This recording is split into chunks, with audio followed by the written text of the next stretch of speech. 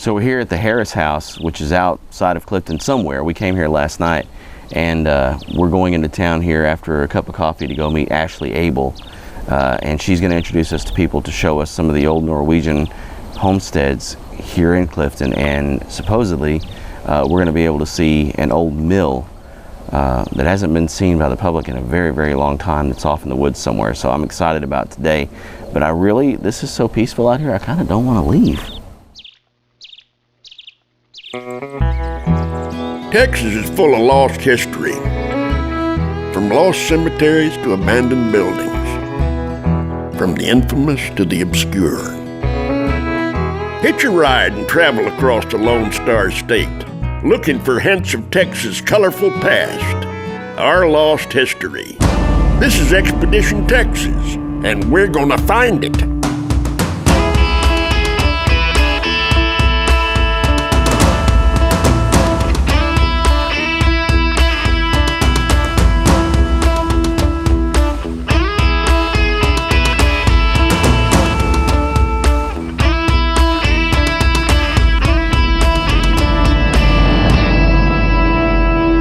Expedition Texas, presented by JMT Music Entertainment. See your favorite artists live in concert. Find shows near you on Facebook at JMT Music Entertainment.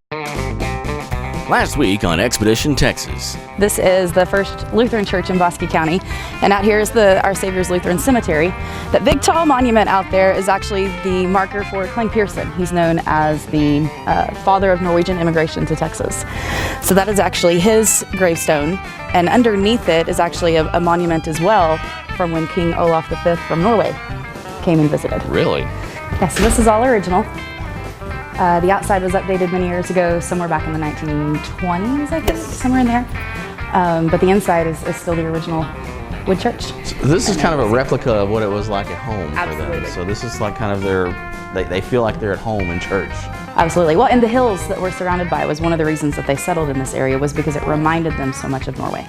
Hello. Hello. How are you? I'm good. Good to see you. Miss Geneva, this is Bob Malden. Bob, Geneva Finstead. It's nice to meet you. Welcome to St. Olaf's Kirk. The pews have never been refinished because they were done special with a special tool like a comb, and we could never redo that. And the floor is original, the altar is original, the wood stove is used even today when it's something happening out here in the wintertime. We build a fire in that, and our organ is in the balcony now. Originally it sat over on that side by the choir benches.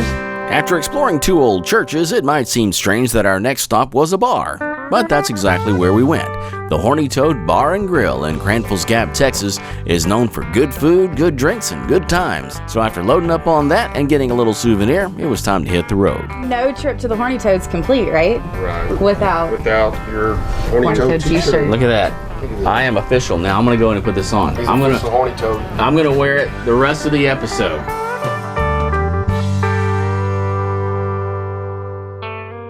Actually, I am officially decked out here. I'm wearing my Horny Toad shirt right now from the Horny Toad Bar and Grill. I love it. And we're going to pick up with more Norwegian history in Clifton.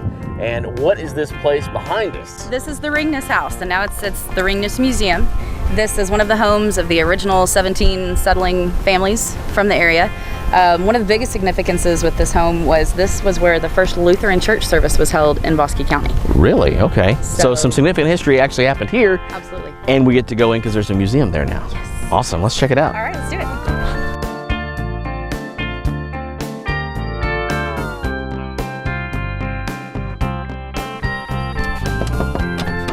Knock, knock. Hello, hello. Hi, Mary. Good to see you. No, this is a section of the original disc plow. Oh, the first one? Yes. So we're here. This is handmade here. So. Wow.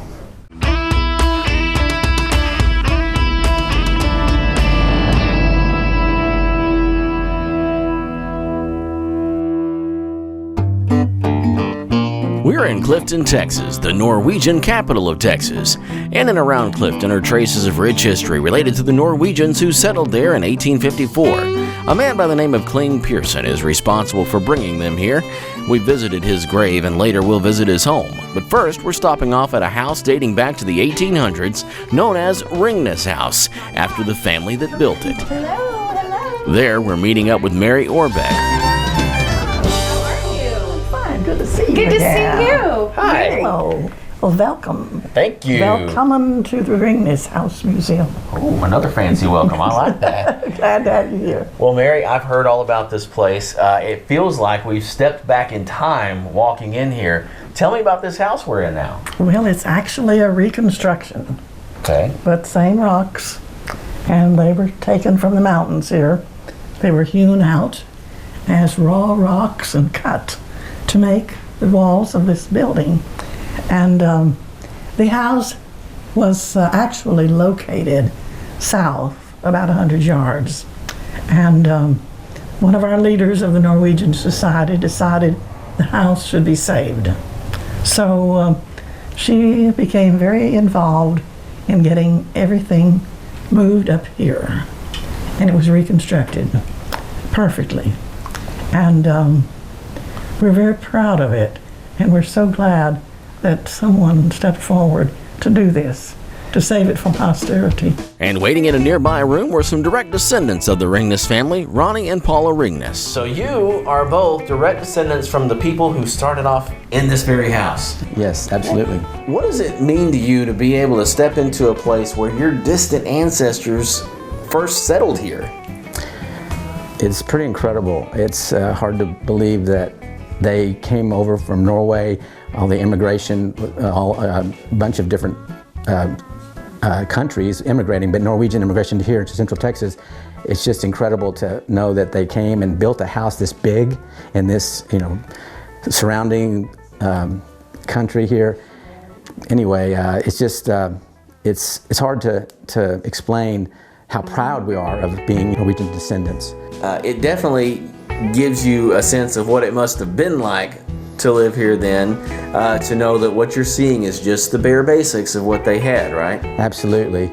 It's just, again, incredible that they had to live off the land, to farm. That's why they came and they farmed.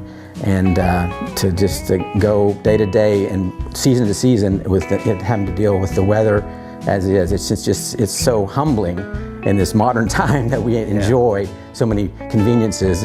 And so, again, we're proud to be descendants and just happen to be still in the Ringnes family. Well, I understand that Mary told me that out somewhere near here is a blacksmith building, and there's a significant piece of history that was developed, or actually a significant piece of equipment that has been used down through history that was developed right out there. Yes, sir. The blacksmith shop that actually Jens and Kari Ringnes came with their family, and Jens' son, Oli, the first son, they had the blacksmith shop, and he was a mail carrier to Fort Worth. And in the process of carrying mail, in the wet weather, the wheels were cupping, and he got this idea of a curved blade. And so he developed and invented the disc plow as we know today. Really? Yes. Right out here on this land? Yes, right here. The original. Now, I can't help but notice that there's a disc plow piece sitting right behind me down here. Is this an example of no, this is a section of the original disc plow. Oh, the first one? Yes. So we're here. This is handmade. Handmade here. So. Wow. And another piece is in the UT museum. I forget the name of the Branson Museum, I think, in UT. So cool. Little piece of history right there we just touched. How cool was that?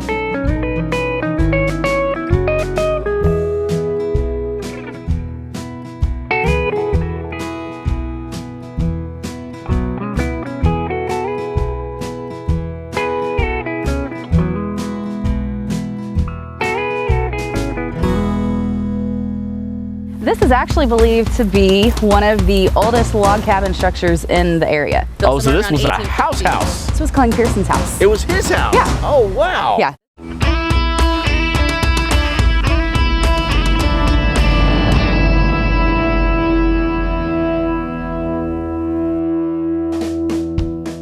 We're continuing our trek across Bosque County to learn of the Norwegian history there. We just learned of a significant advancement in farming born out of a tiny blacksmith shop near Clifton. The disc plow was invented there, and we were able to see the prototype. Now it's on down the road to find a bit of history relating to the man who brought the first Norwegians to Texas. In 1821, Kling Pearson first traveled to the United States at the request of a religious community in Stavanger. The community was made up principally of Quakers. Pearson returned to Norway in 1824. At that time, it was decided that a group should immigrate. Pearson returned to America to prepare for their arrival. Pearson met the immigrants when they landed in New York on October of 1825. They moved to northern New York. Starting in 1838, Pearson returned to Norway several times. During 1854, the Texas state legislature granted Pearson 320 acres of land west of Clifton. Pearson lived there until his death in 1865, and we're headed to that location now to see what remains. So Bob, do you remember me telling you about Kling Pearson at one of our other stops? Yes, he was the guy that brought the first original 17 settlers here? Yes, okay. He was. He's also known as the father of Norwegian immigration to Texas. Wait, you got to go back and acknowledge the fact that I passed the pop quiz. That's cool, right? Absolutely. Yeah, I mean, that absolutely. is good. That's good. So, you want to take any guesses on what the importance is of this building? It's not his outhouse, is it? No. What is it? This is actually believed to be one of the oldest log cabin structures in the area. Built somewhere around 1850. House. This was Kling Pearson's house. It was his house? Yeah. Oh, wow. Yeah, this is where he lived. And then eventually he deeded this land over to the Colwick family. Okay. And then he lived the rest of his days with the Colwick family. And so over here, down a little bit ways on the same property, they built a larger home. So actually, what is all this over here? These are the remnants of the Colwick home. Originally, it was a rock structure, and then later on they came in and they built a much larger wooden structure. Kling Pearson lived out the rest of his days with this family, and then is buried over at Our Savior's Lutheran Church, which we visited before. So what they're finding out now, what this is they're excavating the basement of the original rock house. It had a basement in it. It did. And, we can kind of see down into what they're... So what you're seeing here is the outline of the larger house that was built later. And what this here? This would have been some of those boundaries, those walls. Really? So this is what the walls would sit on, and the beams would go across, and so this was the wooden part of the house, kind of the beams for it, I guess. Huh? Wow. And so the Texas Historical Commission is working with them, as well as some public-private partnerships. And the family that actually owns this property is of direct Norwegian descent themselves. They live part of their time in Texas, part of their time in Norway. So cool. It's really a blessing to have them out and participating and doing these things with us. We've seen a lot of lost Norwegian history in the last couple of weeks, but our last stop involves a lost town.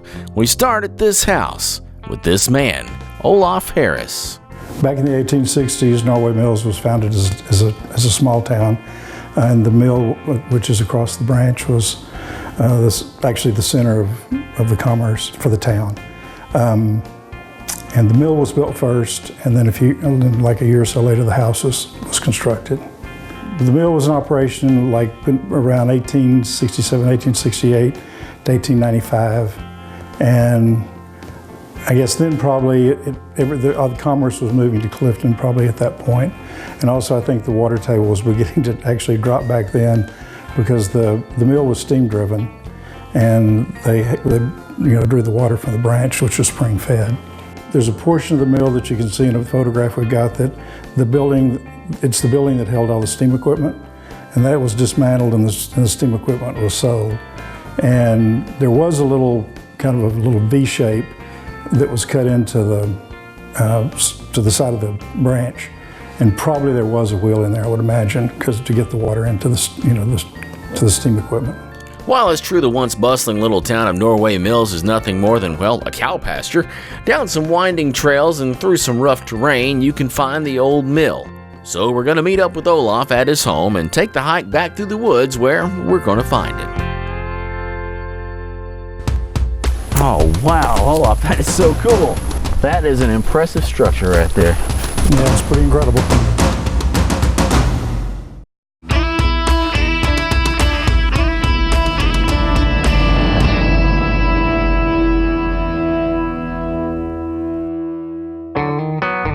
We're in Clifton, Texas, exploring the Norwegian capital of Texas.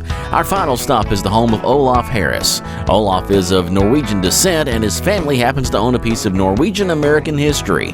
The town of Norway Mills once sat on his property. So we're meeting up with Olaf to find out what's left of it. Nothing remains of Norway Mills except the mill itself, a large stone structure hidden in the woods just a short hike from the house. Now, this home, was it somehow tied to the mill itself, or just was it a nearby house? The owner of the house was the owner of the mill. Ah, okay. That makes sense. So coming out here, which direction now do we go to find the mill? Because all I'm seeing is trees. It's right across the branch. Okay. So we'll probably go down by the barn and We're going on a little hike then, right. aren't we? All right, let's go. This is definitely pretty countryside out here. yeah, it's great.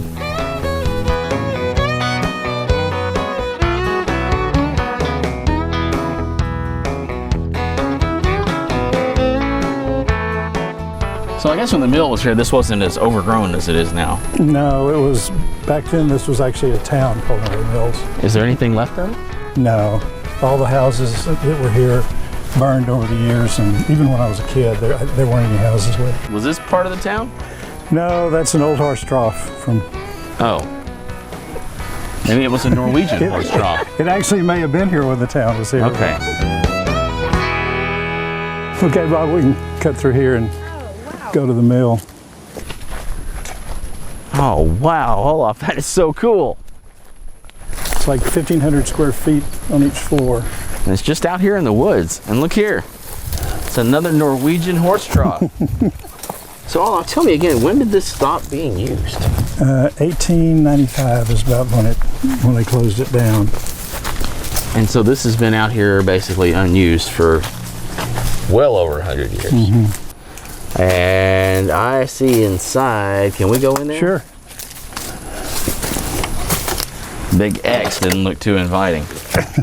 Just keep the cows out. Do y'all know what X means? It means do not come in. I might look in. It's soft in here. They stenciled in the crown and anchor of Norway, and it says Norway Mills. And you can barely, I mean, the date's kind of gone, but it says 60 something, but I don't have the last. Oh, that's so number cool. of it. So this is original from when they started the place? When it was built, Oh yeah. my goodness.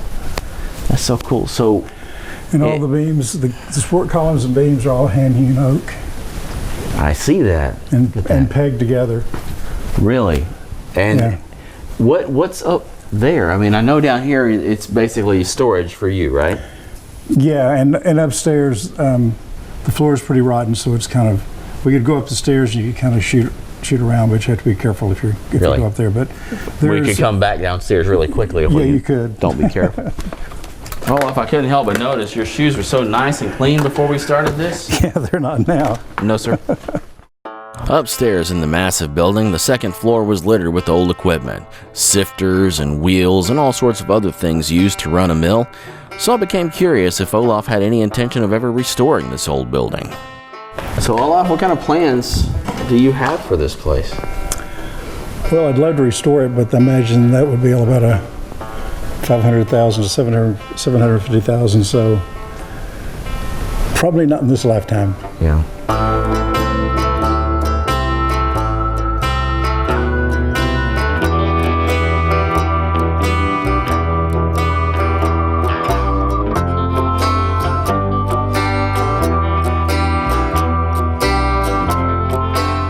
Actually, I think we have been all over Bosque County in the last couple weeks. That would be an understatement. Yeah, but you know, it's been really cool to get out here and see what, you know, somebody flying down the highway may not pull off and see this history that's here, that a lot of the families that are here, it's still here for them. It's home still. You saw the multi-generations and the way Yeah. that everybody's kind of interwoven Yeah. between Clifton and Gap and just across the county. It's pretty cool. Yeah, it's really cool, and thank you so much for showing us around. Thanks for coming and seeing us. Appreciate it.